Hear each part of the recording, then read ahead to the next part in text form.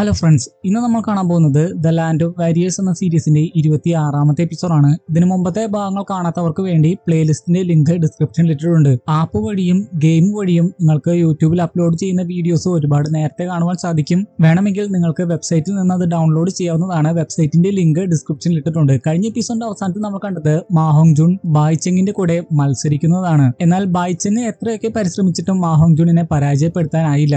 അവസാനം മാഹോങ് ജുൻ പേടിയാണോ എന്ന് ചോദിച്ചപ്പോൾ ബായ്ചെങ് മറ്റൊരു ശക്തി പുറത്തെടുത്തു. അതിന്റെ ഫലമായിട്ട് വേറെ 5 ബായ്ചെങ്ങുകൾ അവിടെ ഉണ്ടാവുകയാണ്. അത് കണ്ട് ബായ്ഹെ ആഹ്ലാദാരവം മുഴക്കുന്നുണ്ട്. ടാങ്സാന്റെ ഫ്രണ്ട്സും ഒന്ന് പേടിക്കുന്നുണ്ട്. എന്നാൽ ബായ്ചെങ് അടുത്ത് വരുമ്പോഴാകട്ടെ മാഹോങ് ജുൻ എന്നോട് ക്ഷമിക്കണം എന്ന് പറഞ്ഞ ഒരു അറ്റാക്ക് അവളുടെ നേരെ വിടുന്നു. അതിൽ അവൾ തെറിച്ചു പോകുമ്പോൾ മാഹോങ് ജുൻ ഓടിച്ചെന്ന് അവളെ പിടിക്കാൻ പോകുന്നുണ്ട്. എന്നാൽ ഒരു വിധത്തിൽ ബായ്ചെങ് പിടിച്ചു നിൽക്കുന്നു. അതിനുശേഷം ഓരോ തവണയും മാഹോങ് ജുനിനെ പിടിക്കാൻ വരുമ്പോൾ മാഹോങ് ജുൻ സ്വപ്നലോകത്താണ്. എങ്കിലും തൊട്ടടുത്തെത്തുമ്പോൾ അവൻ അതിൽ നിന്നെല്ലാം ഒഴിഞ്ഞു മാറുന്നുണ്ട്. അവസാനം മാഹോങ് ജുനിന്റെ ഒരു അറ്റാക്ക് മൂലം ബായ്ചെങ് നിലത്തേക്ക് വീഴുന്നു. മാഹോങ് ജുൻ അത് മനഃപൂർവ്വം ചെയ്തതായിരുന്നില്ല, പ്രതിരോധത്തിന് വേണ്ടി ചെയ്തതായിരുന്നു. എങ്കിലും ബായ്ചെങ് നിലത്ത് വീഴും മുമ്പ് മാഹോങ് ജുൻ പാഞ്ഞു ചെന്ന് അവളെ പിടിക്കുന്നുണ്ട്. എല്ലാവരും ബായ്ചെങ് വീഴുന്നത് കണ്ട് ആകുലപ്പെട്ട് നിൽക്കുകയായിരുന്നു. എന്നാൽ മാഹോങ് ജുൻ വലിയ അപകടമൊന്നും ഉണ്ടാകാത്ത രീതിയിൽ അവളെ പിടിച്ചെടുത്തു. ശേഷം അവർ നിലത്ത് ഉരുളുന്ന സമയത്ത് ബായ്ചെങ് അറിയാതെ മാഹോങ് ജുനിനെ ചുംബിച്ചു പോകുന്നുമുണ്ട്. അതിനുശേഷം ബായ്ചെങ് പോലും അറിയാതെ മാഹോങ് ജുനിനോട് ചോദിച്ചു പോകുന്നുണ്ട്, നീ ഓക്കെ അല്ലേ എന്ന്. മാഹോങ് ജുൻ അപ്പോൾ ചെറിയ സ്ക്രാച്ച് മാത്രമേ ഉള്ളൂ, അതൊന്നും വലിയ കാര്യമല്ല എന്ന് പറയുന്നു. എന്നാൽ പെട്ടെന്ന് തന്നെ സ്വഭാവം മാറ്റിക്കൊണ്ട് ബായ്ചെങ് അവിടുന്ന് ദേഷ്യത്തോടെ പോകുന്നുണ്ട്. ശേഷം ഫാദറിന്റെ അടുത്ത് എത്തിയിട്ട് പറയുകയാണ്, ഇത് കള്ളക്കളിയാണ്, 15 മിനിറ്റ് പോലും മത്സരം നീണ്ടു നിന്നില്ലല്ലോ. ബായ്ഹെ പറയുകയാണ്, അത് അവന്റെ ഫീനിക്സിന്റെ ശക്തിയാണ്, അവനെ കുറ്റം പറയാൻ പറ്റില്ല. അത് മാത്രമല്ല, ഇവന്റെ ഫീനിക്സിന്റെ പവർ മൂലം എന്റെ ശക്തികൾ അടിച്ചമർത്തപ്പെടുകയായിരുന്നു. ഇത് ഫെയർ ആയിട്ടുള്ള ഒരു മത്സരമായിരുന്നില്ല. ഇതിന്റെ റിസൾട്ട് ഞാൻ അംഗീകരിക്കില്ല. ഒരു പ്രാവശ്യം കൂടി നമുക്ക് മത്സരിക്കാം. മാഹോങ് ജുൻ അതിനൊക്കെ തയ്യാറാകുന്നുണ്ട്. എന്നാൽ ബായ്ഹെ അത് വേണ്ട എന്ന് പറയുന്നു. ടാങ്സാൻ ആകട്ടെ ഇങ്ങനെ പറയുന്നു, ശരിയാണ്, മാഹോങ് ജുനിന് അഡ്വാൻറ്റേജ് ഉണ്ടായിരുന്നു. ഞാനും ഈ റിസൾട്ടിൽ സാറ്റിസ്ഫൈഡ് അല്ല. എജിലിറ്റി ക്ലാന്റെ ശക്തി എന്താണെന്ന് എനിക്കറിയണം. അതുകൊണ്ട് ബായ്ഹെയോട് തന്റെ കൂടെ മത്സരിക്കാനാണ് ടാങ്സാൻ ആവശ്യപ്പെടുന്നത്. മത്സരത്തിൽ വിജയിക്കുകയാണെങ്കിൽ ടാങ്സാന്റെ ആയുധം സന്തോഷപൂർവ്വം സ്വീകരിക്കണമെന്നും പറയുന്നു. അവൻ അത്രയൊക്കെ പറയുമ്പോൾ മത്സരിക്കാതിരിക്കുന്നത് മോശമാണല്ലോ. അതുകൊണ്ട് ബായ്ഹെയും അതിന് തയ്യാറാകുന്നു. ഇന്നലെ പറഞ്ഞ അതേ റൂള് തന്നെയാണ്. 15 മിനിറ്റാണ് മത്സരം. ആ പരിസരത്തിന് പുറത്തൊന്നും പോകാൻ പാടില്ല. ഉടനെ തന്നെ മത്സരം ആരംഭിക്കുന്നു. പാഞ്ഞു ചെന്ന് ബായ്ഹെ ടാങ്സാനെ പിടിക്കാൻ ഒരുങ്ങുന്നു. എന്നാൽ അവൻ ഉടനെ ടെലിപ്പോർട്ട് ചെയ്യുന്നു. ബായ്ഹെ അത് കണ്ട് പറയുന്നുണ്ട്, വെറുതെ അല്ല ഇവൻ ഇത്ര അഹങ്കരിച്ചത്. എങ്കിലും മോനെ, ഇതൊന്നും എന്റെ മുമ്പിൽ ഒന്നുമല്ല. എജിലിറ്റി ട്രൈബിന്റെ സ്പീഡ് എന്താണെന്ന് കാണിച്ചു തരാമെന്ന് പറഞ്ഞ് വീണ്ടും ടാങ്സാനെ പാഞ്ഞു ചെന്ന് തൊടാൻ ഒരുങ്ങുന്നു. ടാങ്സാൻ ഒരുപാട് സ്ട്രഗിൾ ചെയ്തിട്ടാണ് അതിൽ നിന്നെല്ലാം ഒഴിഞ്ഞു മാറുന്നത്. പക്ഷേ ബായ്ഹെക്ക് അവനെ പിടിക്കാനായിട്ടില്ല. ബായ്ഹെയുടെ സ്പീഡ് കണ്ട് ടാങ്സാന്റെ ഫ്രണ്ട്സ് പോലും അതിശയിക്കുന്നുണ്ട്. എന്നാൽ അവരെ ആശ്വസിപ്പിക്കാനാണോ ടൈറ്റൻ പറയുന്നത് ഇങ്ങനെയാണ്, ഇപ്പോഴും അവൻ പരാജയപ്പെട്ടിട്ടില്ല. ആ മത്സരം അല്പനേരം നീണ്ടു നിൽക്കുന്നുണ്ട്. എന്നിട്ടും ടാങ്സാനെ തൊടാൻ സാധിക്കുന്നില്ല. പിന്നീട് ആകാശത്ത് വെച്ചാണ് അത് നടക്കുന്നത്. തന്റെ സാധാരണ ശക്തികൾ കൊണ്ട് ടാങ്സാനെ തൊടാൻ സാധിക്കില്ല എന്ന് മനസ്സിലായി കഴിയുമ്പോൾ ബായ്ഹെ അയാളുടെ മാർഷൽ സോൾ ഫോമിലേക്ക് തിരിയുന്നുണ്ട്. ഒരു വലിയ വെളുത്ത പക്ഷിയായിരുന്നു അത്. അത് കണ്ട് എല്ലാവരും ഞെട്ടുന്നുണ്ട്. ബായ്ചെങ് പറയുകയാണ്, അപ്പൂപ്പന്റെ മാർഷൽ സോൾ പോലും ടാങ്സാൻ പുറത്തെടിയിപ്പിച്ചു. അതായത് ടാങ്സാൻ പവർഫുൾ ആണെന്ന് അവൾ അംഗീകരിക്കുന്നുണ്ട്. അതിനുശേഷം ഒരുപാട് പക്ഷികൾ വന്നാണ് ടാങ്സാനെ അറ്റാക്ക് ചെയ്യാൻ ശ്രമിക്കുന്നത്. പക്ഷേ അതിൽ നിന്ന് എല്ലാത്തിൽ നിന്ന് ടാങ്സാൻ ഒഴിഞ്ഞു മാറി. എന്നാൽ അവസാനം ബായ്ഹെ തന്നെ പാഞ്ഞ് ടാങ്സാന്റെ അടുത്തേക്ക് വരുന്നു. ടാങ്സാൻ അതിൽ നിന്ന് ഒഴിഞ്ഞു മാറാൻ സാധിച്ചില്ല. പക്ഷേ എന്നിട്ടും ടാങ്സാനെ ബായ്ഹെക്ക് തൊടാനായില്ല. ടാങ്സാന്റെ ബോഡിയുടെ ഉള്ളിലൂടെ അയാൾ കടന്നു പോകുന്നു. നോക്കുമ്പോഴാണ് ടാങ്സാന്റെ സോൾഡറിങ്ങുകൾ പുറത്തു വന്നിരിക്കുന്നു. അവന്റെ ഹെക്ടോമില്ലേനിയം സോൾഡറിംഗ് ആണ് ഇപ്പോൾ വർക്ക് ആയത്. ബായ്ചെങ് അവന്റെ ഹെക്ടോമില്ലേനിയം സോൾഡറിംഗ് കണ്ട് അന്തം വിടുന്നുണ്ട്. ടാങ്സാൻ ആകട്ടെ അറിയാതെ കരഞ്ഞു പോകുന്നു. കാരണം അവൻ പോലും അറിയാതെ വു ആയിരുന്നു ആ സോൾഡറിംഗ് പ്രയോഗിച്ചത്. ഒരിക്കലും ആ സോൾഡറിംഗ് പ്രയോഗിക്കരുത് എന്നാണ് അവൻ കരുതിയിരുന്നത്. അതുകൊണ്ടാണ് അവൻ കരഞ്ഞു പോകുന്നത്. വൂയും ഇതേ സമയം പുറത്തേക്ക് വരുന്നു. ഈ സമയം വൂവിനെ അവർക്ക് കാണാൻ സാധിക്കുന്നുണ്ടോ എന്നറിയില്ല. കാരണം എല്ലാ ഫ്രണ്ട്സും ഒരേ സ്വരത്തിൽ വൂ എന്ന് പറയുന്നുണ്ട്. അവനെ പിടിക്കാൻ സാധിക്കാത്തതിൽ ബായ്ഹെയുടെയും ഞെട്ടല് മാറിയിട്ടില്ല. ടാങ്സാൻ ആകട്ടെ ഇതേ സമയം വൂവിനോട് പറയുകയാണ്, എന്റെ 6ാമത്തെ സോൾ സ്കില്ല് നത്തിങ്നെസ് ആണ്, അതായത് ഒന്നുമില്ലാത്ത അവസ്ഥ. ഞാൻ അത് ഒരിക്കലും പ്രയോഗിക്കരുത് എന്ന് കരുതിയതാണ്. പക്ഷേ എന്നെ പ്രൊട്ടക്ട് ചെയ്യുന്നതിന് വേണ്ടി നീ അത് മനഃപൂർവ്വം പ്രയോഗിച്ചു. അതിന്റെ അർത്ഥം നീ ഇപ്പോഴും ജീവനോടെ ഉണ്ട് എന്നല്ലേ. ശേഷം കരഞ്ഞുകൊണ്ട് വൂവിനെ കെട്ടിപ്പിടിക്കാൻ ഒരുങ്ങുന്നു. വൂവും അവന്റെ അടുത്തേക്ക് വരുമ്പോൾ കണ്ണുകൾ നിറയുന്നുണ്ട്. എന്നാൽ ഉടനെ തന്നെ വൂ അപ്രത്യക്ഷമാവുകയും ചെയ്യുന്നു. അതിനുശേഷം താഴെ ഇറങ്ങി വന്ന് ടാങ്സാൻ പരാജയം സമ്മതിക്കുന്നു. ബായ്ഹെ അപ്പോൾ പറയുന്നുണ്ട്, എനിക്ക് ഇപ്പോഴും നിന്നെ തൊടാനായിട്ടില്ല, പിന്നെ എന്തിനാണ് പരാജയം സമ്മതിക്കുന്നത്. ടാങ്സാൻ പറയുകയാണ്, എന്റെ 6ാമത്തെ സോൾ സ്കില്ല് നത്തിങ്നെസ് ആണ്. അത് പ്രയോഗിച്ചു കഴിഞ്ഞാൽ എനിക്ക് ഫിസിക്കൽ ഡാമേജ് ഒന്നും സംഭവിക്കില്ല. ആർക്കും എന്നെ ഒന്നും ചെയ്യാൻ സാധിക്കില്ല. ഇത് സ്പീഡുമായി ബന്ധപ്പെട്ട കാര്യം കാര്യമല്ല. ഞാൻ ഈ സോൾ സ്കില്ല് പ്രയോഗിക്കുകയാണെങ്കിൽ അങ്ങേക്ക് എന്നെ ഒരിക്കലും പരാജയപ്പെടുത്താനാകില്ല. അതുകൊണ്ട് ഇത് ഫെയർ ആയിട്ടുള്ള ഒരു ഫൈറ്റ് അല്ല. ഞാൻ ഒരിക്കലും ഇത് ഉപയോഗിക്കണം എന്ന് കരുതിയതായിരുന്നില്ല. അപ്പോ ബാഹ്യ പറയുകയാണ്, നീ ഒരിക്കലും പരാജയപ്പെട്ടിട്ടില്ല. ഞാൻ എന്റെ 8ാമത്തെ സോൾ സ്കില്ല് പോലും പ്രയോഗിച്ചു. അത് സ്പീഡുമായി ബന്ധപ്പെട്ടത് പോലും ആയിരുന്നില്ല. ഇത് തുടരുകയായിരുന്നെങ്കിൽ തീർച്ചയായും ഞാൻ പരാജയപ്പെട്ടാനെ. അയാൾ പോലും ടാക്സാന്റെ ശക്തിയിൽ മതിമറന്നു പോയിരുന്നു. നിയോഗാവ മുന്നോട്ട് വന്നിട്ട് പറയുകയാണ്, നിങ്ങൾ തർക്കിക്കേണ്ട, നിങ്ങൾ രണ്ടുപേരും പരാജയപ്പെട്ടിട്ടില്ല. ഇനിയെങ്കിലും ഞങ്ങളുടെ കൂടെ ഭക്ഷിക്കാനും കുടിക്കാനും തയ്യാറാണോ? ഇപ്രാവശ്യം ബാഹ്യ അതിന് തയ്യാറാകുന്നു. അതിനുശേഷം അവരെല്ലാവരും അകത്തേക്ക് കയറുമ്പോൾ ടാങ്സാന്റെ ഫ്രണ്ട്സ് ടാങ്സാന്റെ അടുത്തേക്ക് വരുന്നു. ടാങ്സൻ അപ്പോൾ കണ്ണ് നിറഞ്ഞുകൊണ്ട് പറയുകയാണ്, ഞാനല്ല ഈ ശക്തി പ്രയോഗിച്ചത്, വൂ ആണ് ഈ ശക്തി പ്രയോഗിച്ചത്. അവളുടെ സാന്നിധ്യം എനിക്ക് ശരിക്കും ഫീൽ ചെയ്യാൻ സാധിച്ചു. വൂ ശരിക്കും മരിച്ചിട്ടില്ല. ടാങ്സാന്റെ ഫ്രണ്ട്സ് പറയുകയാണ്, അത് ഞങ്ങൾക്കറിയാമായിരുന്നു. അത്ര എളുപ്പത്തിൽ വൂവിന് നമ്മളെ വിട്ടു പോകാനാകില്ല. നീ ഉടനെ തന്നെ പവർഫുൾ ആയിട്ട് വൂവിനെ ഉയർത്തെഴുന്നേൽപ്പിക്കണം. അതിനുശേഷം കാണിക്കുന്നത് ടാങ്സാന്റെ സമ്മാനം സന്തോഷപൂർവ്വം ബാഹ്യെ സ്വീകരിക്കുന്നതാണ്. അത് വാങ്ങുന്നതിന് മുമ്പേ ടാങ്സാൻ ക്ലിയർ ആയിട്ട് പറഞ്ഞിരുന്നു, ഇത് നിങ്ങളുടെ ക്ലാനിന് ഒരുപാട് യൂസ്ഫുൾ ആയിരിക്കും. അത് മാത്രമല്ല, നിങ്ങൾ ക്ലാനിൽ ചേർന്നില്ലെങ്കിലും കുഴപ്പമില്ല. ഭാവിയിൽ നിങ്ങൾക്ക് ഇത് വേണമെന്ന് തോന്നുകയാണെങ്കിൽ വളരെ കുറഞ്ഞ വിലയ്ക്ക് തരാനും തയ്യാറാണ്. അത് കേട്ട് ബാഹ്യയ്ക്ക് ഒരുപാട് സന്തോഷമാകുന്നുണ്ട്. അതിനുശേഷം ചോദിക്കുകയാണ്, അല്ല നീ ഹോത്തിയാൻ സെക്റ്റിൽ നിന്നുള്ളതാണെന്നല്ലേ പറഞ്ഞത്? എന്നിട്ട് എന്തിനാണ് ഈ താങ് ക്ലാൻ സ്ഥാപിക്കുന്നത്? അത് വേറൊന്നും കൊണ്ടല്ല, എന്റെ ഫാദർ താങ് ഹോ ഹോത്തിയാൻ സെക്റ്റിൽ നിന്ന് പുറന്തള്ളപ്പെട്ടതാണ്. അത് കേട്ട് അത്ഭുതത്തോടെ അയാൾ ചോദിക്കുകയാണ്, നീ താങ് ഹോയുടെ മകനാണോ? ടൈറ്റനോടും നിയോഗാവോടും പറയുകയാണ്, എന്നിട്ട് എന്താണ് നിങ്ങളിത് നേരത്തെ പറയാതിരുന്നത്? ടൈറ്റൻ പറയുകയാണ്, അതിനെ ഞങ്ങളെ കൊണ്ട് പറഞ്ഞു മുഴുവിപ്പിക്കാൻ നീ അനുവദിച്ചിട്ട് വേണ്ടായിരുന്നോ? ശേഷം ടാങ്സാന്റെ കവിളിലൊക്കെ പിടിച്ചിട്ട് പറയുകയാണ്, ചെറുപ്പത്തിൽ അവന്റെ ഫാദർ എങ്ങനെയായിരുന്നോ അതേപോലെ തന്നെയുണ്ട്, പക്ഷേ അവനേക്കാളും ശാന്തനാണ്. ടൈറ്റൻ പറയുകയാണ്, ഈ ചെറുപ്പക്കാർ പോരാടുന്നത് മാർഷൽ സോൾഹാളിനെതിരെയാണ്. ഇവർക്ക് വേണ്ട എല്ലാ സപ്പോർട്ടുകളും കൊടുക്കാൻ ഞങ്ങൾ തയ്യാറാണ്. നീയും ഒന്ന് ആലോചിച്ചു നോക്കൂ. നിന്റെ ക്ലാൻ എപ്പോഴും സ്ട്രോങ് ആകണമെന്നല്ലേ നീ ആഗ്രഹിച്ചിരുന്നത്? ഈ ആയുധങ്ങളൊക്കെ ഉണ്ടെങ്കിൽ നിനക്കത് തീർച്ചയായും സാധ്യമാകും. അതെല്ലാം കേട്ട് കഴിയുമ്പോൾ അവസാനം സന്തോഷത്തോടെ ബാഹ്യ അതിന് തയ്യാറാകുന്നുണ്ട്. പക്ഷേ അവസാനം ഒരു കണ്ടീഷനാണ് മുന്നോട്ട് വെക്കുന്നത്. ട്രൈബ് ഓഫ് ഡിസ്ട്രക്ഷൻ താങ് ക്ലാനിൽ ചേരാൻ തയ്യാറാണെങ്കിൽ ഞാനും തീർച്ചയായിട്ടും താങ് ക്ലാനിൽ ചേരുന്നതായിരിക്കും. പല സന്ദർഭങ്ങളിലും ടൈറ്റന്റെയും നിയോഗാവോയുടെയും ട്രൈബിനെ എന്നെ സഹായിക്കാൻ സാധിച്ചിരുന്നില്ല. ആ അവസരങ്ങളിലെല്ലാം എന്റെ കൂടെ നിന്നത് ട്രൈബ് ഓഫ് ഡിസ്ട്രക്ഷൻ ആയിരുന്നു. അവരില്ലായിരുന്നെങ്കിൽ എജിലിറ്റി ക്ലാനിന്റെ ഡിഗ്നിറ്റി ഒക്കെ എന്നെ നഷ്ടമായാനെ. ടാങ്സൻ അപ്പോൾ തന്റെ കഴിവിന്റെ പരമാവധി ശ്രമിച്ച് അവരെ ക്ലാനിലേക്ക് കൊണ്ടുവരാൻ ശ്രമിക്കാമെന്ന് പറയുന്നു. ബാഹ്യെ പറയുന്നുണ്ട് അതത്രയ്ക്ക് എളുപ്പമുള്ള കാര്യമല്ല എന്ന്. പിന്നെ കാണിക്കുന്നത് രാത്രിയിൽ ബായ്ചെങ് മാഹോങ്ജുണിന്റെ മുറിയുടെ അടുത്തേക്ക് വരുന്നതാണ്. എന്നാൽ വാതിലിൽ മുട്ടാൻ അവൾക്ക് മടിയാകുന്നു. അപ്പോഴേക്കും മാഹോങ്ജുൺ പുറത്തു നിന്ന് അങ്ങോട്ട് വരുന്നു. അവൻ അതിന്റെ ഉള്ളിൽ ഉണ്ടായിരുന്നില്ല. അവനെ കണ്ടു കഴിയുമ്പോൾ തന്നെ തന്റെ കയ്യിലുണ്ടായിരുന്ന മെഡിസിൻ കൊടുത്തുകൊണ്ട് ബായ്ചെങ് പറയുകയാണ്, ഇത് നിന്റെ മുറിവുകളിൽ അപ്ലൈ ചെയ്തോളൂ. മാഹോങ്ജുൺ ഒരുപാട് സന്തോഷത്തോടെ പറയുകയാണ്, നീ അപ്പോൾ എന്നെ കെയർ ചെയ്യുന്നുണ്ടല്ലേ? ബായ്ചെങ് പറയുകയാണ്, കാട് കയറി ഒന്നും ചിന്തിക്കണ്ട, ഞാൻ കാരണമാണ് നിനക്ക് മുറിവേറ്റത്. അതുകൊണ്ട് മാത്രമാണ് ഈ മെഡിസിൻ ഇപ്പോൾ കൊണ്ടുവന്ന് തന്നത്. മാഹോങ്ജുൺ അപ്പോൾ സന്തോഷത്തോടെ അതിന് നന്ദി പറഞ്ഞ് മുറിയിലേക്കും ബായ്ചെങ്ങിനെ ക്ഷണിക്കുന്നുണ്ട്. എന്നാൽ മുറിയിലേക്ക് കയറുന്നില്ല എന്ന് പറഞ്ഞുകൊണ്ട് ബായ്ചെങ് അവിടുന്ന് പോകുന്നു. പെട്ടെന്ന് തന്നെ തിരിഞ്ഞുകൊണ്ട് മാഹോങ്ജുണിനോട് അവൾ ചോദിക്കുകയാണ്, സത്യസന്ധമായിട്ട് ഉത്തരം പറയണം. വീണ്ടും നമ്മൾ തമ്മിൽ മത്സരം വെക്കുകയാണെങ്കിൽ ആര് വിജയിക്കും? മാഹോങ്ജുൺ പറയുകയാണ്, സത്യസന്ധമായിട്ട് പറയുകയാണെങ്കിൽ ഞാൻ തന്നെയായിരിക്കും വിജയിക്കുക. എന്റെ മാർഷൽ സോള് നിന്റെ മാർഷൽ സോളിനെ ഒക്കെ അടിച്ചമർത്തും. ബായ്ചെങ്ങിന് അത് കേട്ട് ശരിക്കും ദേഷ്യമാകുന്നുണ്ട്. പക്ഷേ തിരിച്ചൊന്നും പറയാൻ സാധിക്കുന്നില്ല. കാരണം അത് തന്നെയാണല്ലോ സത്യം. ആദ്യം ഒന്ന് പറഞ്ഞു നോക്കി തന്റെ മാർഷൽ സോൾ സ്പീഡ് ഒക്കെ ആണെന്നൊക്കെ. പക്ഷേ മാഹോങ്ജുൺ അതൊന്നും സമ്മതിച്ചു കൊടുത്തില്ല. അവസാനം ബായ്ചെങ് ചോദിക്കുകയാണ്, അതുപോട്ടെ, നിന്നെയും ടാങ്സാനെയും കൂടാതെ പവർഫുൾ ആയിട്ട് ആരൊക്കെയാണ് നിങ്ങളുടെ കൂട്ടത്തിലുള്ളത്? മാഹോങ്ജുൺ പറയുകയാണ്, എനിക്കും വൂവിനും ഒഴികെ മറ്റുള്ള എല്ലാവർക്കും 6 സോൾ റിങ്ങുകളുണ്ട്. ശേഷം ഓരോരുത്തരെ കുറിച്ച് നല്ല രീതിയിൽ പുകഴ്ത്തിയാണ് മാഹോങ്ജുൺ പറയുന്നത്. പക്ഷെ അതെല്ലാം സത്യം തന്നെയും ആയിരുന്നു.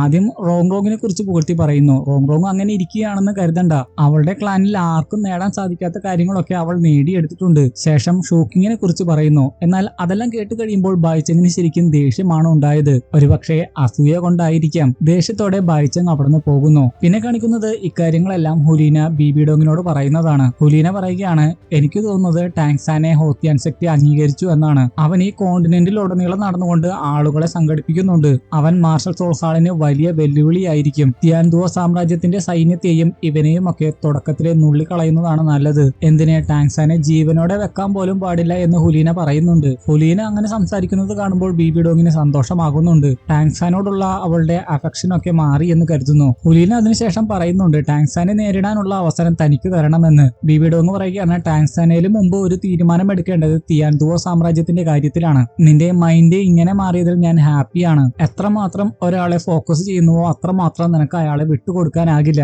അതിനുശേഷം ഹുലീന അവിടുന്ന് പോയി കഴിയുമ്പോൾ ബീബി ഡോങ്ങിന്റെ കണ്ണ് നിറഞ്ഞു പോകുന്നുണ്ട്. ഒരുപക്ഷെ യൂഷിയെ ഓർത്തിട്ടായിരിക്കാം. പിന്നെ കാണിക്കുന്നത് കൾട്ടിവേറ്റ് ചെയ്തുകൊണ്ടിരിക്കുന്ന ടാങ്സാന്റെ അടുത്ത് വന്ന് ബാഹ്യ അവന് പ്രഷ്യസ് ആയിട്ടുള്ള ഒരു ഹെർബ്സ് കൊടുക്കുന്നതാണ്. അവൻ അതിന്റെ പേരൊക്കെ പറയുന്നത് കേൾക്കുമ്പോൾ അത്ഭുതത്തോടെ ബാഹ്യ പറയുകയാണ്, ഇത്ര ചെറുപ്രായത്തിൽ തന്നെ ശക്തി മാത്രമല്ല നിനക്ക് നല്ല നോളജും ഉണ്ട്. എന്നാൽ ടാങ്സാൻ അത് സ്വീകരിക്കാൻ തയ്യാറാകുന്നില്ല. ബാഹ്യ പറയുകയാണ്, എനിക്ക് സമ്മാനമായിട്ട് നീ ഒരു ആയുധം തന്നില്ലേ, അതേപോലെ നിനക്ക് സമ്മാനമായിട്ട് ഞാൻ ഇത് തരുന്നു എന്ന് കരുതിയാൽ മതി. ടാങ്സാൻ അപ്പോൾ പറയുകയാണ്, ഇതുമായിട്ട് കമ്പയർ ചെയ്യുമ്പോൾ എന്റെ ആയുധം ഒന്നുമല്ല.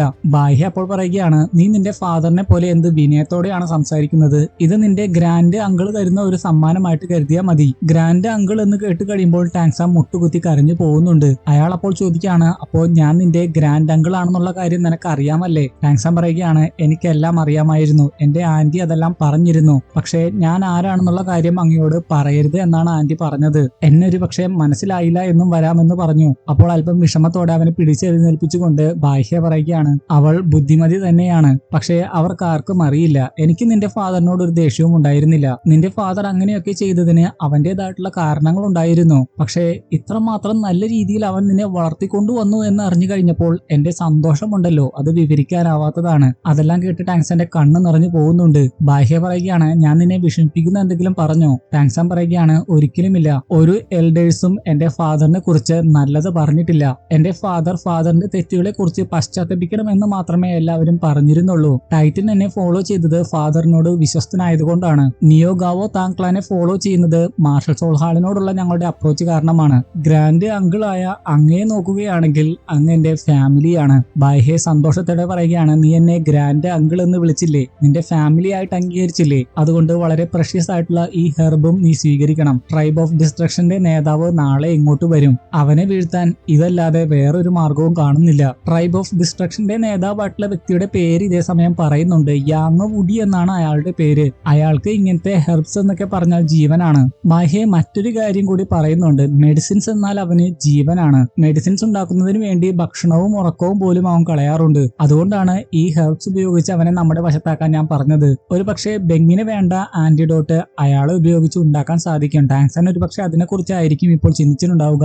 ബാഹ്യ അവസാനമായിട്ട് പറയുകയാണ്, എനിക്ക് നിന്നെ നല്ല വിശ്വാസമുണ്ട്. ട്രൈബ് ഓഫ് എജിലിറ്റിയുടെ ഭാവി പോലും നിന്റെ കരങ്ങളിലാണ്. നീ നിന്റെ ഫാദറിനേക്കാളും സമർത്ഥനാണ്. ടാങ്സാൻ അപ്പോൾ ആ വിശ്വാസം കാത്തു സൂക്ഷിക്കുമെന്ന രീതിയിൽ തലയാട്ടുന്നു. പിന്നെ കാണിക്കുന്നത് അടുത്ത ദിവസമാണ്. ടാങ്സാൻ കൾട്ടിവേഷൻ ചെയ്തുകൊണ്ടിരിക്കുകയായിരുന്നു. മുയലിന്റെ രൂപത്തിലുള്ള വൂ ബാഹ്യ കൊടുത്ത പ്രഷ്യസ് ആയിട്ടുള്ള ഹെർബ്സുകൾ കഴിക്കുന്നു. വൂ പ്രത്യക്ഷപ്പെട്ടാണ് ടാങ്സാനെ അത് കാണിച്ചു കൊടുക്കുന്നത്. ടാങ്സാൻ അപ്പോൾ അവളെ ആശ്വസിപ്പിച്ചുകൊണ്ട് പറയുകയാണ്, നീ വിഷമിക്കേണ്ട, എൽഡേഴ്സിനോട് ഞാൻ അതിന് പ്രോപ്പർ ആയിട്ടുള്ള ഉത്തരം പറഞ്ഞോളാം. പക്ഷേ ഞാൻ അതല്ല ആലോചിക്കുന്നത്. നിന്റെ ബോഡി വളരെ വീക്കാണ്. നിന്റെ ബോഡിക്ക് ഇത് താങ്ങാനാകുമോ എന്നാണ് ഞാൻ ഭയക്കുന്നത്. വൂ പറയുകയാണ്, വളരെ സ്ട്രോങ്ങും ലൈവുമായിട്ടുള്ള ഒരു എനർജി എനിക്ക് ഫീൽ ചെയ്യാൻ സാധിക്കുന്നുണ്ട്. ഇത് എന്റെ ശരീരത്തിന് നല്ലതാണ് എന്നാണ് എനിക്ക് തോന്നുന്നത്. അങ്ങനെയെങ്കിൽ കുഴപ്പമില്ല എന്ന് ടാങ്സാൻ പറയുന്നു. അപ്പോഴേക്കും യാങ് വുഡിയൊക്കെ സ്വീകരിക്കാൻ ടൈറ്റൻ അവനെ വിളിക്കുന്നു എന്ന് ആരോ വന്ന് പറയുന്നു. പിന്നെ ടാങ്സൺ അങ്ങോട്ട് പോകുന്നത് കാണിക്കുന്നു. പക്ഷേ യാങ് വുഡി സമയമായിട്ടും അവിടെ എത്തിയിട്ടുണ്ടായിരുന്നില്ല. അതുകൊണ്ട് തന്നെ യാങ് വുഡിയുടെ സേവകനെ അവർ ചോദ്യം ചെയ്തുകൊണ്ടിരിക്കുകയാണ്. അവൻ വിഷമത്തോടെയും ആകുലതയോടെയും പറയുകയാണ്, ഞങ്ങളോട് പൊക്കോളൂ, 2 മണിക്കൂറിനുള്ളിൽ ഇവിടെ എത്താമെന്നാണ് പറഞ്ഞത്. എന്തുകൊണ്ടാണ് അദ്ദേഹം ഇപ്പോഴും എത്താത്തതെന്ന് ഞങ്ങൾക്കറിയില്ല. ബാഹ്യ പറയുകയാണ്, അവൻ പറഞ്ഞ കൃത്യസമയത്താണ് എപ്പോഴും വരാറുള്ളത്. എന്തെങ്കിലും അപകടം പറ്റിയിട്ടുണ്ടാകുമോ? അവർ ചെന്ന് അന്വേഷിക്കാമെന്ന് തീരുമാനിക്കുന്നു. എന്നാൽ ടാങ്സാനും മറ്റുള്ളവരും കൂടെ വരാമെന്നും പറയുന്നു. അതിനുശേഷം എങ്ങോട്ടാണ് അവൻ പോയത്, എവിടെ വെച്ചാണ് അവസാനം കണ്ടത് എന്നിങ്ങനെയുള്ള കാര്യങ്ങൾ ടാങ്സാൻ ചോദിക്കുന്നു. ലോങ്ഷിങ് സിറ്റിക്ക് പുറത്തുള്ള ഒരു ക്ലിഫിലേക്കാണ് അയാൾ പോയിരിക്കുന്നത്. അവിടെ ഏതോ പ്രഷ്യസ് ആയിട്ടുള്ള പ്ലാന്റിന് വേണ്ടിയാണ് പോയിരിക്കുന്നത്. പിന്നെ എല്ലാവരും പല സെക്ഷനായിട്ട് തിരിഞ്ഞ് അയാളെ അന്വേഷിക്കുന്നു.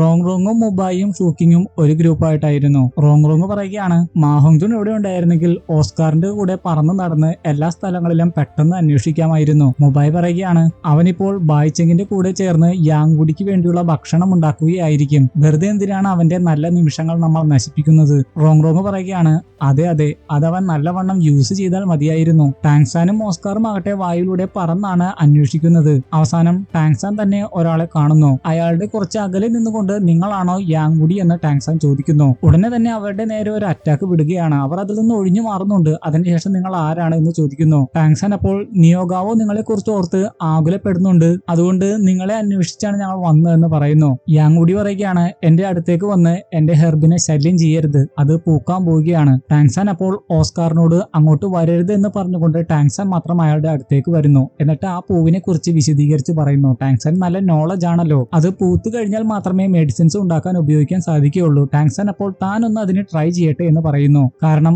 അവിടുത്തെ സോൾ പവർ വളരെ വീക്ക് ആയിരുന്നു, അതുകൊണ്ട് അത് പുഷ്പിക്കാൻ ഒരുപാട് സമയമെടുക്കും. അതുകൊണ്ടാണ് ടാങ്സാൻ സഹായിക്കാമെന്ന് പറഞ്ഞത്. എന്നാൽ യാങ്ബുടി പറയുകയാണ്, എന്റെ ഹെർബ്സിനെ വെറുതെ നശിപ്പിക്കാൻ നോക്കരുത്, നീ നിയോഗാവോയുടെ കൂടെയാണെന്നൊന്നും ഞാൻ പരിഗണിക്കില്ല. എന്നാൽ അയാൾ അനുവദിച്ചില്ലെങ്കിലും ടാങ്സാൻ അവന്റെ ബ്ലൂ സിൽവർ പ്ലാന്റ് ഡൊമൈനും ബ്ലൂ സിൽവർ പ്ലാന്റും ഉപയോഗിച്ച് അത് പൂക്കാൻ വേണ്ടി എന്തൊക്കെയോ ചെയ്യുന്നു. യാങ്ബുടി ആകട്ടെ ദേഷ്യത്തോടെ ടാങ്സാന്റെ കഴുത്തിന് കുത്തിപ്പിടിച്ച് പറയുകയാണ്, നിന്നോട് ഞാൻ പറഞ്ഞതല്ലേ എന്റെ ഹെർബ്സിനെ ശല്യം ചെയ്യരുതെന്ന്, നീ പൊട്ടനാണോ? ടാങ്സാൻ അപ്പോൾ അത് കാണിച്ചുകൊണ്ട് പറയുകയാണ്, കണ്ടില്ലേ അത് പൂത്തിരിക്കുന്നു. ശേഷം അത് അയാൾക്ക് എടുത്തു കൊടുക്കുകയും ചെയ്യുന്നു. അപ്പോഴാണ് ടാങ്സാൻ അയാളെ സഹായിച്ചതാണ് എന്ന് അയാൾക്ക് മനസ്സിലാകുന്നത്. അതുമാത്രമല്ല ടാങ്സാന്റെ ആ കഴിവിനെ ശരിക്കും അഭിനന്ദിക്കുന്നുമുണ്ട്. ടാങ്സാൻ പറയുകയാണ്, ഇതെന്റെ ബ്ലൂ സിൽവർ പ്ലാന്റിന്റെ ശക്തിയാണ്, ഞാൻ അതിനെക്കുറിച്ച് നേരത്തെ തന്നെ പറയേണ്ടതായിരുന്നു. യാങ്ബുടി പറയുകയാണ്, നിയോഗാവോയുടെ കൂടെ ഇത്രയും ടാലന്റഡ് ആയിട്ടുള്ള വ്യക്തിയോ? എങ്കിലും ഈ സഹായത്തിന് ഞാൻ തീർച്ചയായും പ്രത്യുപകാരം ചെയ്യും. എന്ത് സമ്മാനമാണ് നിനക്ക് വേണ്ടത്? ടാങ്സാൻ ഉടനെ തന്നെ താങ്ക്ലാൻ സ്ഥാപിച്ചതിനെ കുറിച്ചും നിയോഗാവോയും മറ്റുള്ളവരും അതിൽ ചേർന്നതിനെ കുറിച്ചും യാങ്ബുടിയെ അതിലേക്ക് ക്ഷണിക്കാൻ വേണ്ടിയാണ് അങ്ങോട്ട് വന്നതെന്നും പറയുന്നു. അത് കേട്ട് പുച്ഛഭാവത്തോടെ യാങ്ബുടി പറയുകയാണ്, കുഞ്ഞെ, ഇത്ര ചെറുപ്പത്തിലെ തന്നെ എടുത്താ പോങ്ങാത്ത കാര്യങ്ങളാണല്ലോ നിങ്ങൾ ചെയ്യുന്നത്. നിങ്ങൾ അഹങ്കാരത്തിന്റെ അതിർവരമ്പുകൾ കടന്നിരിക്കുന്നു. വലിയ സ്വപ്നങ്ങളൊക്കെ നല്ലതാണ്, പക്ഷേ അതിന്റെ പേരിൽ മാർഷൽ സോൾഹാളിന്റെ കരങ്ങൾ കൊണ്ട് നിങ്ങൾ മരിക്കാൻ ഇടയാകരുത്. ഇത്രയൊക്കെ അഹങ്കാരം കാണിച്ചതല്ലേ, നിന്റെ ശക്തിയൊന്ന് ഞാൻ കാണട്ടെ. ടാങ്സാൻ അപ്പോൾ പറയുകയാണ്, ഞാനത് പ്രൂവ് ചെയ്തു കഴിഞ്ഞാൽ നിങ്ങൾ എന്റെ ക്ലാനിൽ ചേരുമോ? അതിന് സമ്മതിച്ചുകൊണ്ടാണ് ഫൈറ്റ് ആരംഭിക്കുന്നത്. ഫൈറ്റ് തുടങ്ങുമ്പോൾ തന്നെ ടാങ്സാന്റെ ഹെക്ടോമില്ലേനിയം സോൾഡറിംഗ് ഒക്കെ കണ്ട് അയാൾ അത്ഭുതപ്പെടുന്നുണ്ട്. ശേഷം ശക്തമായിട്ടുള്ള ഒരു ഫൈറ്റ് തന്നെയാണ് അവിടെ നടക്കുന്നത്. കാരണം അയാൾക്കും 8 സോൾഡറിങ്ങുകൾ ഉണ്ടായിരുന്നു. നിയോഗാവോയ്ക്കും മറ്റുള്ളവർക്കും മനസ്സിലാകുന്നുണ്ട് ഇവിടെ അടുത്തെവിടെയോ ഫൈറ്റ് നടക്കുന്നുണ്ടെന്ന്. അതുകൊണ്ട് അവരും അങ്ങോട്ട് പോകുന്നു. അപ്പോഴേക്കും ഫൈറ്റിന്റെ അവസാന ഘട്ടത്തിലേക്കും എത്തിയിരുന്നു. ടാങ്സാനും ഇപ്പോൾ യാങ്ബുടിയുടെ പോലെ തന്നെ സ്പിയർ ഉപയോഗിച്ചാണ് അറ്റാക്ക് ചെയ്യുന്നത്. പക്ഷേ അവസാനത്തെ അറ്റാക്കിൽ 2 സ്പിയറുകളും തമ്മിൽ കൂട്ടിമുട്ടി കഴിയുമ്പോൾ ടാങ്സാന്റെ സ്പിയർ തവിട് പൊടിയായി പോകുന്നു. ശേഷം ആ സ്പിയർ ടാങ്സാന്റെ വലത്തെ ചെസ്റ്റ് തറച്ചും കയറുന്നു. എന്നാൽ ഡീപ്പായിട്ട് തറച്ചു കയറുന്നില്ല. വീണ്ടും ടാങ്സാനെ അറ്റാക്ക് ചെയ്യാൻ പാഞ്ഞു വരുമ്പോഴേക്കും എല്ലാവരും അവിടെ എത്തുന്നുണ്ട്. ടൈറ്റനും നിയോഗാവോയും ഒക്കെ നിർത്താൻ വേണ്ടി പറഞ്ഞിരുന്നു. പക്ഷേ അതൊന്നും കേൾക്കാൻ അയാൾ തയ്യാറായിരുന്നില്ല. എന്നാൽ ടാങ്സാന്റെ അടുത്തെത്തിയപ്പോഴേക്കും അവന്റെ 6ാമത്തെ സോൾഡറിംഗ് വർക്ക് ചെയ്യാൻ തുടങ്ങി. എന്നാൽ ഇപ്രാവശ്യം വൂ തന്നെ പ്രത്യക്ഷപ്പെട്ട അയാളെ ആക്രമിക്കുകയാണ്. അത് മാത്രമല്ല വൂവിനെ എല്ലാവർക്കും കാണാനും സാധിക്കുന്നുണ്ട്. യാങ്ബുടി അത് കണ്ട് ശരിക്കും ഞെട്ടിയിരുന്നു. അത് മാത്രമല്ല ഈ വൂവിന് മനുഷ്യരൂപത്തിലുണ്ടായിരുന്ന വൂവിനേക്കാളും ഒരുപാട് പവർ ഉണ്ടായിരുന്നു. ടാങ്സാനെ ആക്രമിച്ചത് കൊണ്ടുള്ള ദേഷ്യത്തിലാണോ എന്നറിയില്ല, ബോള് തട്ടുന്നത് പോലെയായിരുന്നു യാങ്ബുടിയെ അറ്റാക്ക് ചെയ്ത് വൂ അങ്ങോട്ടും ഇങ്ങോട്ടും തെറിപ്പിച്ചത്. അവസാനം നിലത്ത് വീഴുന്ന അയാൾ ചോര തുപ്പി പോകുന്നുണ്ട്. വീണ്ടും പാഞ്ഞു ചെന്ന് അയാളെ അറ്റാക്ക് ചെയ്യാൻ ഒരുങ്ങിയതാണ്. പക്ഷേ ടാങ്സാൻ പറഞ്ഞതുകൊണ്ട് മാത്രമാണ് വൂ ഒന്നും ചെയ്യാതിരുന്നത്. അതിനുശേഷം ടാങ്സാന്റെ അടുത്തേക്ക് വൂ വരുന്നു. ടാങ്സാൻ വൂവിന്റെ മുഖത്ത് തൊടുമെങ്കിലും അപ്പോഴേക്കും വൂ അപ്രത്യക്ഷമായിരുന്നു. ടാങ്സാന്റെ കൂട്ടുകാരും മറ്റുള്ളവരും അപ്പോൾ ടാങ്സാന്റെ അടുത്തേക്ക് ഓടി വരുന്നു. ടാങ്സാൻ വിഷമത്തോടെ പറയുകയാണ്, വൂ വീണ്ടും എന്റെ 6ാമത്തെ സോൾഡറിംഗ് പ്രവർത്തിപ്പിച്ചിരിക്കുന്നു. ഇങ്ങനെ പ്രവർത്തിക്കുകയാണെങ്കിൽ അത് അവൾക്ക് തന്നെയാണ് ദോഷകരമായിട്ട് ബാധിക്കുന്നത്. അവളുടെ ബോഡിയെയും അവളെ ഉയർത്തെഴുന്നേൽപ്പിക്കുന്നതിനെയും അത് വളരെ ദോഷകരമായിട്ട് ബാധിക്കും. അപ്പോഴേക്കും യാങ്ബുടിയുടെ സേവകർ യാങ്ബുടിയെ പിടിച്ചെഴുന്നേൽപ്പിച്ചിട്ടുണ്ടായിരുന്നു. അയാളുടെ ബോധം പൂർണ്ണമായിട്ടും പോയിട്ടില്ലായിരുന്നു. ബോധം പോകുന്നതിന് മുമ്പേ അയാൾ ഇങ്ങനെയും പറയുന്നു, ഹീറോസ് ഉണ്ടാകുന്നത് യുവാക്കളിൽ നിന്നാണ്. അപ്പോഴേക്കും അയാളുടെ ബോധവും പോയിരുന്നു. അത് കണ്ട് ബായ്ഹയും നിയോഗാവോയും അയാളുടെ അടുത്തേക്ക് ഓടുന്നു. ടൈറ്റൻ ആകട്ടെ ടാങ്സാന്റെ മുറിവ് പെട്ടെന്ന് ഉണങ്ങുന്നതായിട്ട് കാണുമ്പോൾ അതിനെപ്പറ്റി ചോദിക്കുന്നു. ടാങ്സാൻ അപ്പോൾ അത് തന്റെ ബ്ലൂ സിൽവർ പ്ലാന്റിന്റെ ശക്തി കൊണ്ടാണെന്ന് പറയുന്നു. അത് കേട്ട് ടൈറ്റൻ ഒരുപാട് സന്തോഷമാകുന്നുണ്ട്. ടാങ്സാൻ ആകട്ടെ അതിനുശേഷം അവന്റെ കയ്യിലുണ്ടായിരുന്ന ഡ്രാഗൺ ലീഫ് കൊടുത്തിട്ട് പറയുകയാണ്, ഇത് യാങ്ബുടിക്ക് കൊടുത്തോളൂ. അത് യാങ്ബുടിക്ക് കൊടുത്തു കഴിയുമ്പോൾ അല്പം ആശ്വാസം ഉണ്ടാകുന്നുണ്ട്. എങ്കിലും ഇപ്പോഴും ബോധം വരുന്നില്ല. അതുകൊണ്ട് തന്നെ സേവകർ അയാളെ എടുത്തുകൊണ്ട് പോകുന്നു. ബായ്ഹയും മറ്റുള്ളവരും അപ്പോൾ പറയുകയാണ്, നമ്മൾ പ്ലാൻ ചെയ്തതുപോലെ അല്ലല്ലോ ഒന്നും നടക്കുന്നത്. ഇനി അയാളെ എങ്ങനെ പറഞ്ഞു മനസ്സിലാക്കാനാണ്? നിയോഗാവോ പറയുകയാണ്, ദേഷ്യത്തിന്റെ കാര്യത്തിൽ അയാൾ എന്നെക്കാളും മോശമാണ്. പിന്നെ കാണിക്കുന്നത് സ്ട്രീറ്റിലൂടെ പോയി സാധനങ്ങൾ വാങ്ങിച്ചുകൊണ്ടിരിക്കുന്ന മാഹോങ്ജുണിനെയും ബായ്ചെങ്ങിനെയുമാണ്. മാഹോങ്ജുൺ ബായ്ചെങ്ങിന് വേണ്ടി ഒരുപാട് സാധനങ്ങൾ വെച്ച് നീട്ടുന്നുണ്ട്. വെള്ളം വെച്ച് നീട്ടുന്നു, കഴിക്കാൻ എന്തൊക്കെയോ സാധനങ്ങൾ വെച്ച് നീട്ടുന്നു, അങ്ങനെ കുറെ കാര്യങ്ങളൊക്കെ ചെയ്തു കൊടുക്കുകയാണ്. എന്നാൽ ഒന്നും തന്നെ വേണ്ട എന്നാണ് ബായ്ചെങ് പറഞ്ഞത്. അത് മാത്രമല്ല, നീ ഒരുപാട് സാധനങ്ങൾ വെച്ച് നീട്ടുന്നുണ്ടല്ലോ, നിന്റെ ബാഗിൽ ഒരുപാട് സാധനങ്ങൾ കൊണ്ടുവന്നിട്ടുണ്ടോ എന്ന് ചോദിക്കുന്നു. മാഹോങ്ജുൺ ആകട്ടെ അതെ എന്ന് പറഞ്ഞ് ബാഗ് തുറന്ന് കാണിച്ചു കൊടുക്കുന്നു. അപ്പോഴാണ് കഴിഞ്ഞ ദിവസം അവൾ കൊടുത്ത മുറിവുണങ്ങാനുള്ള മരുന്ന് കാണുന്നത്. അതിനെപ്പറ്റി ചോദിച്ചു കഴിയുമ്പോൾ അത് അവളുടെ ഓർമ്മക്കായിട്ട് കൂടെ കൊണ്ടു നടക്കുന്നതാണെന്ന് പറയുന്നു. അതൊന്നും തന്നെ ബായിച്ചെങ്ങിന് ഇഷ്ടമാകുന്നില്ല. ബായിച്ചെങ് പറയുകയാണ്, എനിക്കാരുടെയും പ്രൊട്ടക്ഷന്റെ ആവശ്യമില്ല. മാഹോങ്ജുൻ പറയുകയാണ്, ഇതിൽ നാണിക്കേണ്ട ആവശ്യമില്ല. താങ്ക്ലാൻഡുള്ളവർ പരസ്പരം പ്രൊട്ടക്ട് ചെയ്യും. നീ വീക്ക് ആയതുകൊണ്ടാണ് നിന്നെ ഞാൻ പ്രൊട്ടക്ട് ചെയ്യുന്നത്. നീ എന്നെക്കാളും സ്ട്രോങ് ആയി കഴിയുമ്പോൾ നീ ആയിരിക്കണം എന്നെ പ്രൊട്ടക്ട് ചെയ്യേണ്ടത്. എന്നാൽ ബായിച്ചെങ് പറയുകയാണ്, എനിക്ക് ആവശ്യമുള്ള സാധനങ്ങൾ എന്റെ ബാഗിലുണ്ട്. നീ എന്നെ ഫോളോ ചെയ്യേണ്ട ആവശ്യമില്ല എന്ന് പറഞ്ഞുകൊണ്ട് അവൾ മുന്നോട്ട് നടക്കുന്നു. അവൾ അതിനുശേഷം വേഗത്തിൽ അവിടുന്ന് നടന്നകലാൻ ശ്രമിക്കുന്നു. മാഹോങ്ജുൻ ആകട്ടെ വിടാതെ പിന്തുടരുന്നു. നിന്റെ സഹായം ആവശ്യമില്ല എന്നല്ലേ പറഞ്ഞു എന്ന് പറയുമ്പോൾ മാഹോങ്ജുൻ അവളുടെ കയ്യിലുണ്ടായിരുന്ന സാധനങ്ങൾ എടുത്തുകൊണ്ട് ഇതൊക്കെ ഞാൻ പിടിച്ചോളാം എന്ന് പറയുന്നു. ദേഷ്യത്തോടെ ബായിച്ചെങ് പറയുകയാണ്, ട്രൈബ് ഓഫ് എജിലിറ്റി സ്പീഡിൽ മാത്രമല്ല അവർക്ക് ഫൈറ്റ് ചെയ്യാനും അറിയാം. മാഹോങ്ജുൻ താൻ അതൊന്നും അല്ല ഉദ്ദേശിച്ചതെന്ന് പറയാൻ വരുന്നുണ്ട്. അപ്പോഴേക്കും ഒരു ഭിക്ഷക്കാരനെ ആനസഖ്യത്തിലെ കുറെ ആളുകൾ അങ്ങോട്ട് ഓടിച്ചു കൊണ്ടുവരുന്നു. ആനസഖ്യത്തിലെ ഒരാളുടെ വസ്ത്രത്തിൽ അഴുക്കാക്കി എന്ന് പറഞ്ഞുകൊണ്ടാണ് ആ ഭിക്ഷക്കാരനെ അവർ ആക്രമിക്കുന്നത്. എന്നാൽ മാഹോങ്ജുണിന് അത് കണ്ടു നിൽക്കാനായില്ല. അവരുടെ കയ്യിൽ നിന്ന് ആ ഭിക്ഷക്കാരനെ മാഹോങ്ജുൺ രക്ഷിക്കുന്നു. എന്നാൽ അയാളെ പിടിച്ചെഴുന്നേൽപ്പിക്കുന്ന സമയത്ത് ആ ഭിക്ഷക്കാരന്റെ കയ്യിൽ നിന്ന് എന്തോ വിഷം പോലെയുള്ള സാധനം മാഹോങ്ജുണിന്റെ കയ്യിലേക്ക് പ്രവേശിക്കുന്നുണ്ട്. എന്നാൽ അത് അവൻ മാത്രമല്ല ബായിച്ചെങ്ങും ശ്രദ്ധിക്കുന്നില്ല. ശേഷം അവർ എന്തിനാണ് ഈ ഭിക്ഷക്കാരനെ തല്ലുന്നത് എന്ന് ചോദിക്കുമ്പോൾ ആനസഖ്യത്തിൽ ഒരു വ്യക്തി പറയുകയാണ്, ഇവൻ എന്റെ വസ്ത്രം കേടാക്കി, അതിനുള്ള പണം ഇവൻ തന്നേ മതിയാകൂ. ബായിച്ചെങ് പറയുകയാണ്, അത് ഞങ്ങൾ തരാൻ റെഡിയാണ്. എന്നാൽ ഉയർന്ന ഒരു തുകയാണ് അവർ ആവശ്യപ്പെടുന്നത്. അത് വലിയ തുകയാണ്, ഇതൊക്കെ കൊള്ളയടിക്കുന്നതിന് തുല്യമാണെന്ന് മാഹോങ്ജുണും ബായിച്ചെങ്ങും പറയുന്നു. അപ്പോഴേക്കും ബൂലിയും മറ്റുള്ളവരും അവിടെ എത്തി അതിലും വലിയ തുക പറയുന്നു. എന്നിട്ട് അവരെ ഒരുപാട് കളിയാക്കുന്നു. മാഹോങ്ജുൺ അപ്പോൾ അവരുടെ അടുത്ത് പറയുകയാണ്, കഴിഞ്ഞ കാര്യങ്ങളൊക്കെ നിങ്ങൾ മറന്നുവല്ലേ, എങ്കിൽ അത് നിങ്ങളെ ഒന്നുകൂടി ഓർമ്മിപ്പിക്കാം എന്ന് പറഞ്ഞുകൊണ്ട് മാഹോങ്ജുൺ അവന്റെ ശക്തിയെല്ലാം പുറത്തെടുക്കുന്നു. എന്നാൽ പെട്ടെന്ന് തന്നെ അതെല്ലാം അപ്രത്യക്ഷമാവുകയാണ്. അതുമാത്രമല്ല അവൻ ചോര തുപ്പി വീണും പോകുന്നു. ഉടനെ തന്നെ ആ ഭിക്ഷക്കാരൻ അവരുടെ കൂടെ ചേരുകയാണ്. ആ ഭിക്ഷക്കാരൻ യഥാർത്ഥത്തിലുള്ള ഭിക്ഷക്കാരനായിരുന്നില്ല, ആനസഖ്യത്തിലുള്ളവരുടെ കൂടെയുള്ളവനായിരുന്നു. മാഹോങ്ജുണിന്റെ ശരീരത്തിലേക്ക് മനഃപൂർവ്വം വിഷം കയറ്റാൻ അവർ പ്രയോഗിച്ച മാർഗമായിരുന്നു അത്. എന്നാൽ ഉടനെ തന്നെ എഴുന്നേറ്റുകൊണ്ട് മാഹോങ്ജുൺ അവന്റെ കയ്യിൽ സോൾ പവർ കാണിക്കുന്നു. അത് കണ്ട് എല്ലാവരും ഞെട്ടുന്നുണ്ട്. മാഹോങ്ജുൺ പറയുകയാണ്, നിങ്ങളുടെ അടവുകൾ എന്റെ അടുത്ത് നടക്കില്ല. ആ ഭിക്ഷക്കാരനെ കണ്ടപ്പോഴേ എനിക്ക് മനസ്സിലായി അവൻ കള്ളനാണെന്ന്.